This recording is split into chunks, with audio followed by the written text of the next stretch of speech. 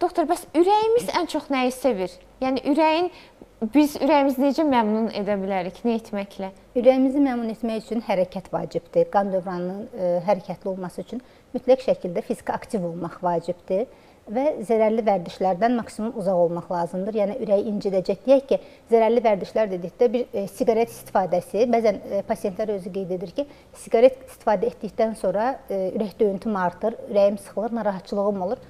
Sonra keçib gedirəm. Bir siqaret 10-15 dəqiqə ərzində ürək döyüntünü artırır, təzyiqi yüksəldir, damarları daraldır. Və bunu daimi etdikdə artıq daimi damarlar daralmış vəziyyətdə, ürək yüklənmiş vəziyyətdə olur. Və yaxud düzgün olmayan qidalanma, köp çox olduqda, yəni orqanların hər birinin müəyyən qədər öz orqanizmdə yerləri var. Gec saatlarda yemək yedikdə orqanların funksiyası pozulur. Yəni ürəyə mənfi təsir göstərir, sıxır, köp təsir göstərir. Yəni ürəyimizin yaxşı olması üçün, bizdən məmnun olması üçün hərəkət etməyimiz vacibdir, düzgün qidalanmağımız vacibdir.